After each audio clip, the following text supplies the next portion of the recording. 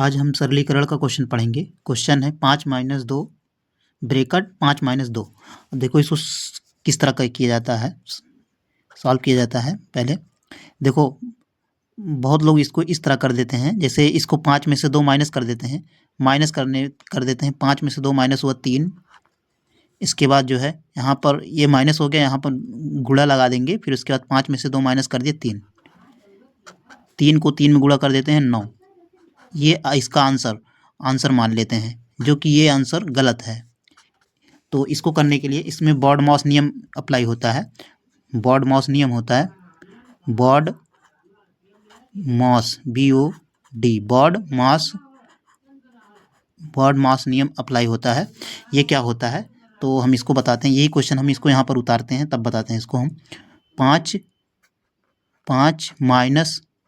- 2 bracket में 5 - 2, यही question जो है यहाँ पर लिख दिए हम। अब इसको हम कैसे बताते हैं। सबसे पहले जो है इसमें ब्रैकेट सॉल्व होता है। बी मतलब होता है ब्रैकेट। तो इसमें देखेंगे क्वेश्चन में ब्रैकेट कहाँ है, तो यहाँ पर ब्रैकेट ये। पहले इसको सॉल्व करेंगे। पहले जो है इसको हम पहले ऐसे उतार देंगे 5, इसके बाद -2 ब्रैकेट सॉल्व करेंगे। 5 में से 2 माइनस कर देंगे, 3 आ जाएगा।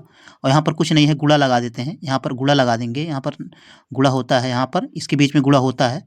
तो ये हो गया 5 में से 2 माइनस कर दिए, 3 आ गया।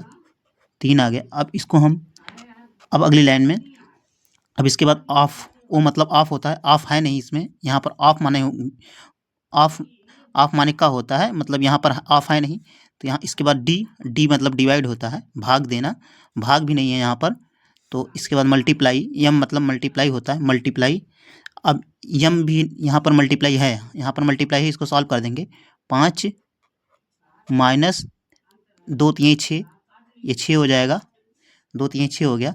अब इसके बाद ए मतलब एडिशन मतलब जोड़ होता है, एडिशन है नहीं।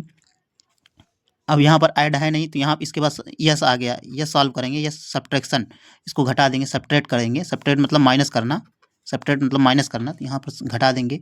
अब यहाँ देखो घटाएंगे, 6 में से 5 घट गया, 1 आएगा।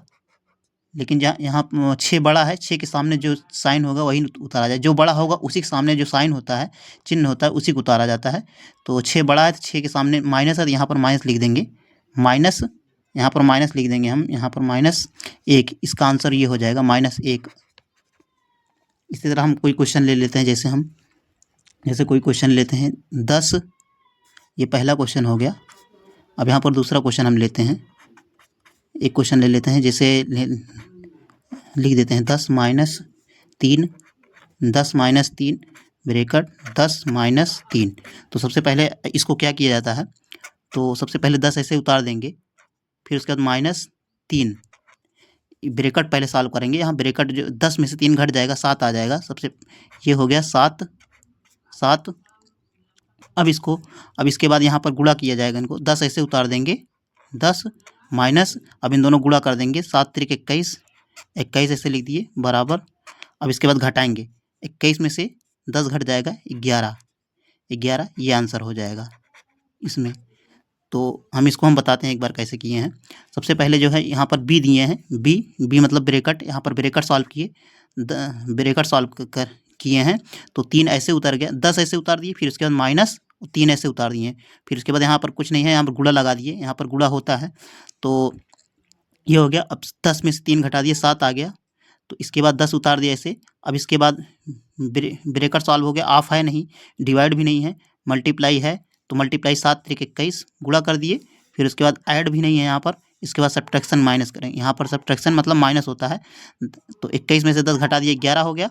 और लेकिन बड़ा ये है 21 है, तो 21 के सामने माइनस है, तो यहाँ पर माइनस लिख देंगे। -11 इसका आंसर हो जाएगा। ये हो गया।